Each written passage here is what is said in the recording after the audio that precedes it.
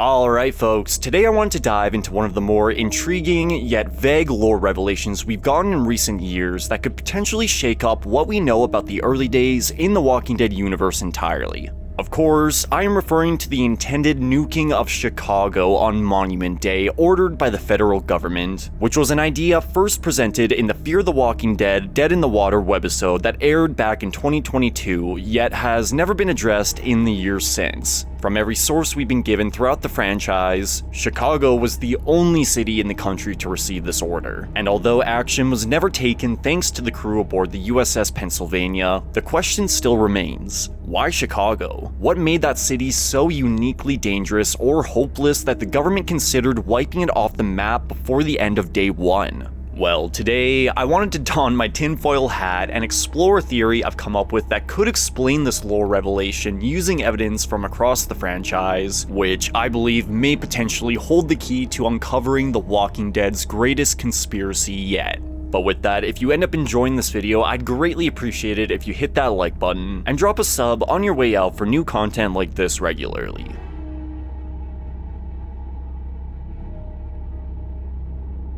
Now, I know this webisode is a bit of a niche piece of The Walking Dead content, so if you have no idea what I'm talking about, Dead in the Water first aired on AMC Plus and AMC's official YouTube channel on April 10th, 2022, which followed the story of Jason Riley from Fear the Walking Dead's 6th season and the crew aboard the USS Pennsylvania during Outbreak Day in 2010.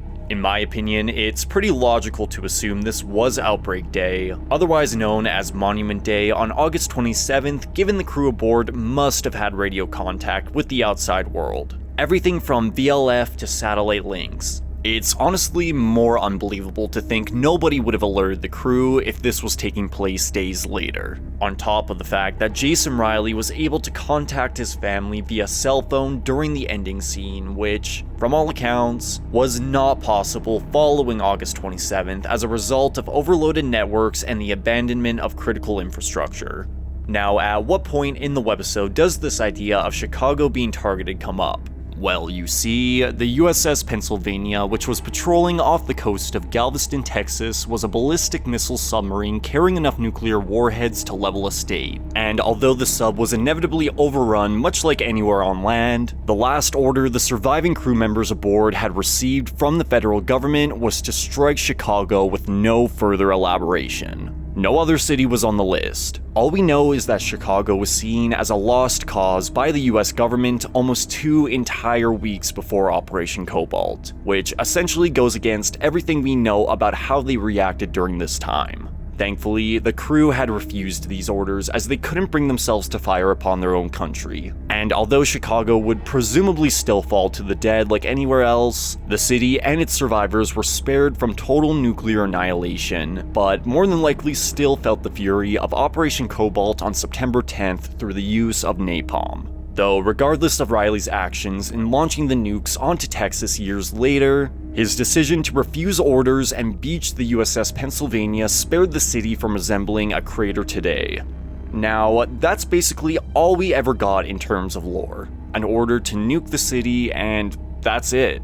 But there's got to be a reason as to why Chicago specifically required this treatment when cities like New York or Los Angeles had far greater populations. Well, let's start with the basics. We know a nuclear launch requires direct authorization from the president or whoever holds presidential authority under continuity of government rules. So, as stated by the crew themselves, it was impossible for the orders to be false or given by someone going AWOL. But how do we know the city wasn't hit by another sub after the USS Pennsylvania refused orders?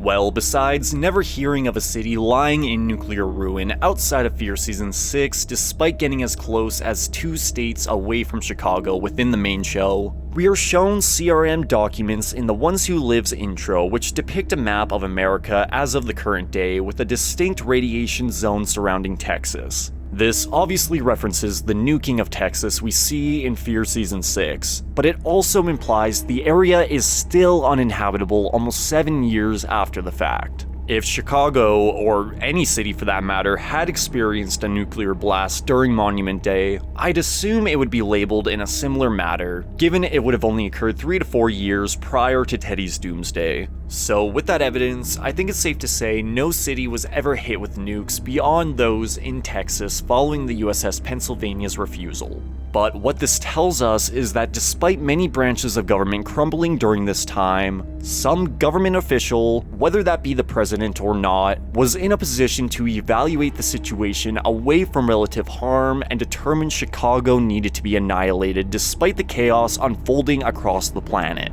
But again, why? Well, let's start by building a grounded baseline theory before getting a little more tinfoil hat with it.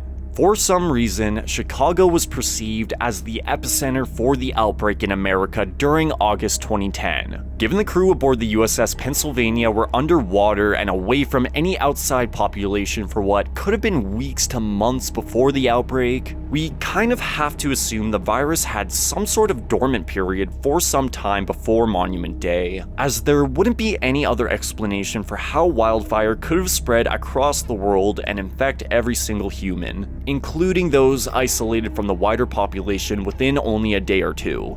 This observation seems to conflict with Dr. Jenner's theory that the virus abruptly went global 63 days prior to the CDC's destruction, otherwise known as Monument Day. However, it aligns with his claim that wildfire was discovered 194 days earlier, aka April 2010, which to me suggests that reanimation began abruptly, but the infection and incubation period had been ongoing for months beforehand, which to me is a much more realistic explanation for how the crew reanimated.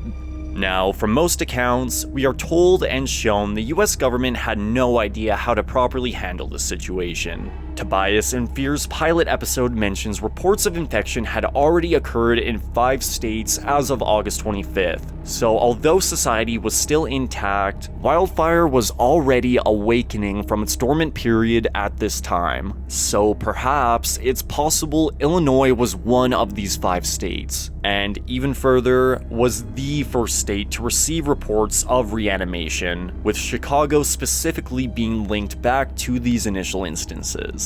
If the government truly had no idea what this was, as has been claimed and demonstrated, it could make sense they had traced the origin point of the initial cases of infection back to Chicago and believed it spread like any other virus. Looking at a map of the US's train lines, Chicago looks to be a sort of intersecting point for most railways in the Midwest, so perhaps it was believed the city was responsible for spreading wildfire across the country. However, again, given everywhere across the planet was experiencing this cataclysmic event by the time the nuclear strike order was actually issued, it's hard to imagine what the goal would have really even been if they were way past the point of worrying about the infection spreading. Why would Chicago be unsalvageable when Manhattan and LA looked something like this at the time? To me, the idea the city was just too overrun to even attempt to clean up by the end of day 1 just doesn't add up. And although Chicago being the initial spreading point of the virus does make a lot of sense, it doesn't provide an actual origin for wildfire, just a location for where it began. So, let's go a little deeper and put on our tinfoil hats. I'll wait.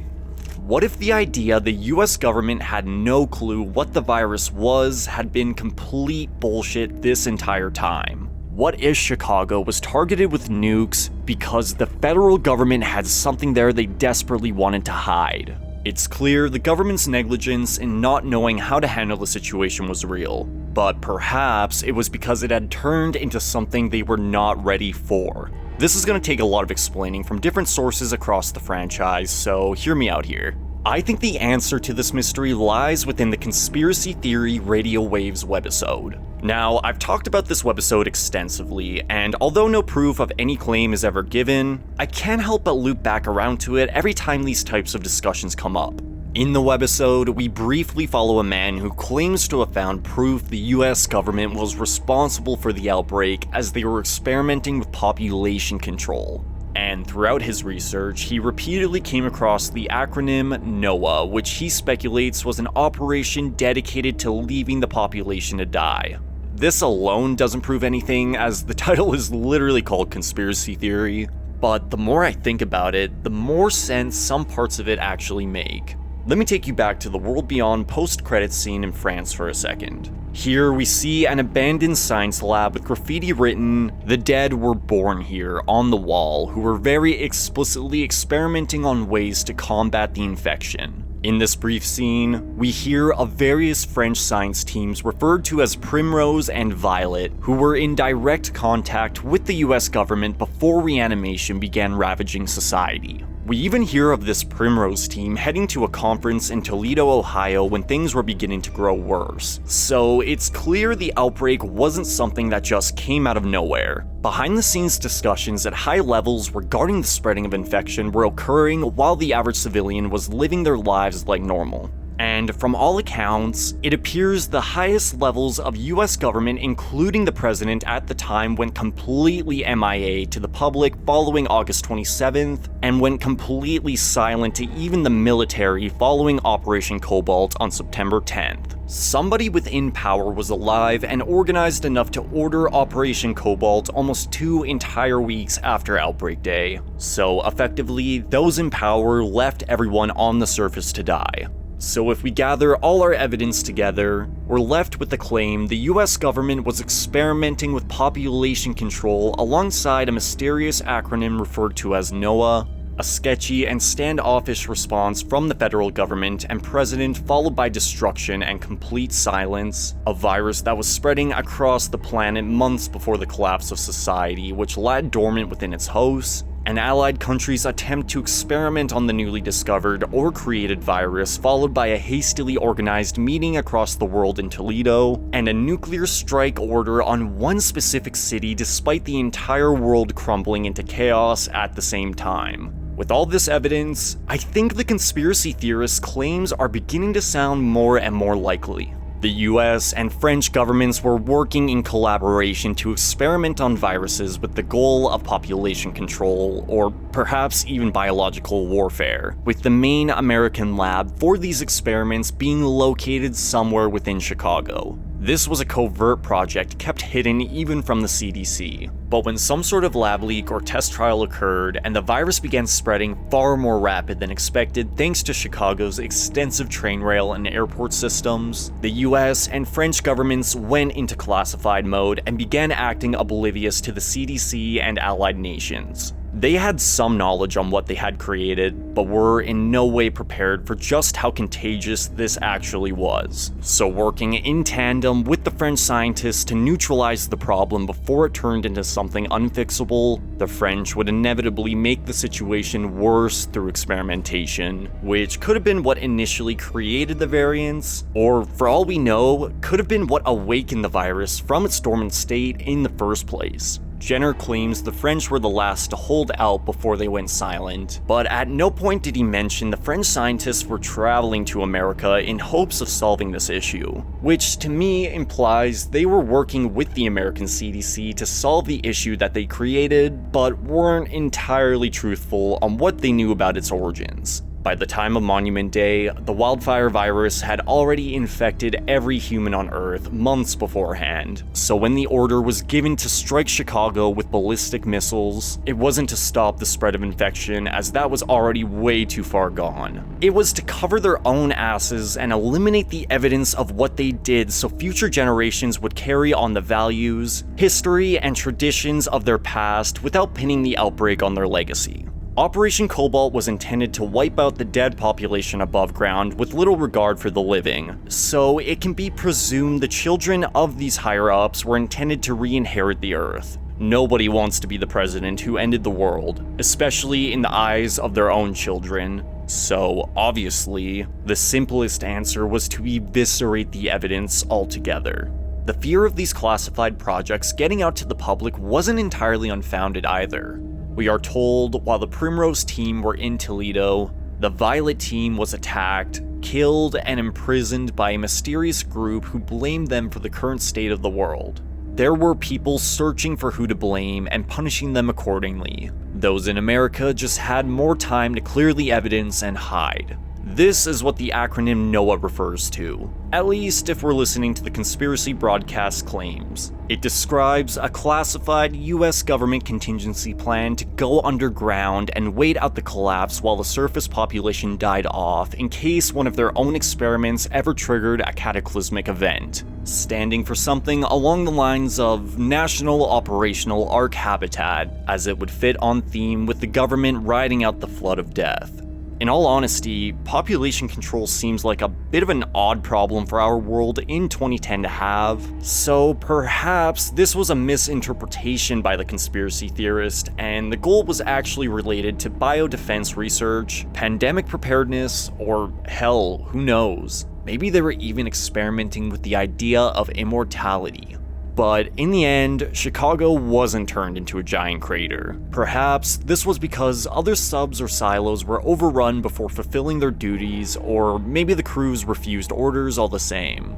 Hell, maybe the US government just thought Operation Cobalt would do the job, or maybe they sent in a smaller crew after the fact to clean up their mess on a much less devastating scale. Either way, it simply does not make sense for Chicago to be targeted on this day when the entire world was devolving into chaos. So to me, the only other explanation is that something needed to be buried before the truth could get out. It wasn't about containment, but concealment.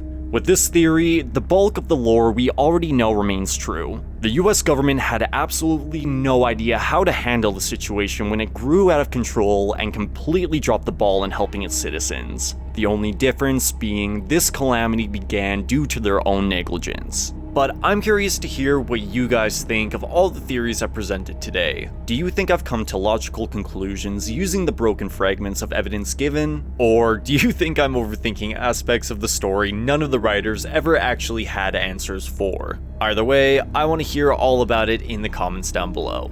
But that is gonna do it for me today, folks. As always, thank you so much for watching.